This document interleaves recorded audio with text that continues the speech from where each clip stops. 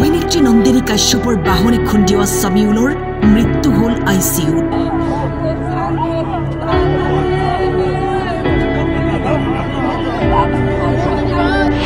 Engineer হওয়াৰ সপোন শেষ হৈ গল সামিউলৰ।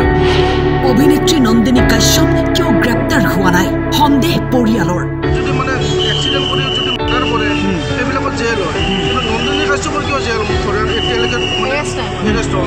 নলবাৰীৰ যুৱক সামিউলে বহু কষ্ট কৰি গুৱাহাটীত কাম কৰি নিজৰ পঢ়াৰ খৰচ উলিয়াইছিল। সপোন আছিল ইঞ্জিনিয়াৰ হোৱাৰ।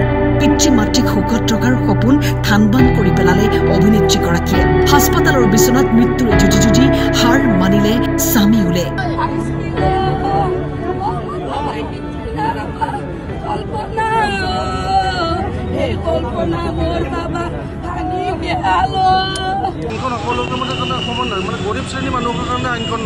নিশা কাম কৰোঁ আমি, গোটেই দিন কাম কৰোঁ আমি।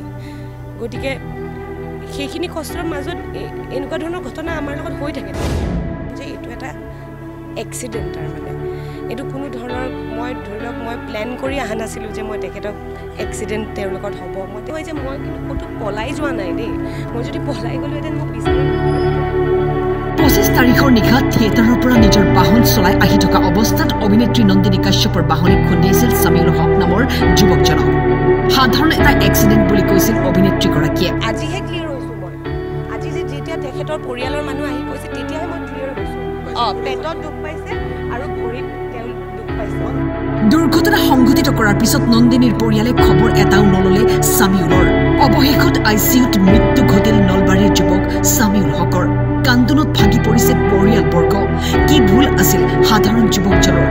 বুকুত সপোন বান্ধি গুৱাহাটীত কষ্ট কৰি অৱশেষত এগৰাকী অভিনেত্ৰীৰ বাহনৰ খুন্দাত মৃত্যু হল।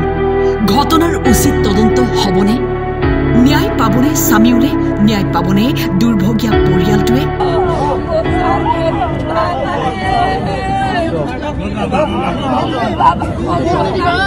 যদি মানে এক্সিডেণ্ট কৰি যদি মাৰ্ডাৰ কৰে সেইবিলাকত জেল হয়, কিন্তু নন্দিনী কাশ্যপৰ কিয় জেল এতিয়ালৈকে এৰেষ্ট হোৱা নাই? মই গাড়ী চলাওঁ, মই 2002 চনৰ পৰা গাড়ী চলাওঁ। মই গাড়ী চলালে মই যদি ছাপ'জ এক্সিডেণ্টটো কৰি লোৱা মোক কিন্তু সেইদিনাখনে মোক লগত সোমাই থৈ দিলে। সেইখন গাড়ী সেইদিনাখনে মানে জব্দ কৰিব লাগিছিলে পুলিচে, কিন্তু আজি কিয় জব্দ কৰিলে? সেইটো সেইদিনাখনে কৰিব লাগিছিলে, আজি কৰিলেতো নৰ্মেলি ওলাবই না নোলাব? গুৱাহাটীৰ পৰা জেৰিফা ৱাহিদৰ ৰিপৰ্ট টাইম 8.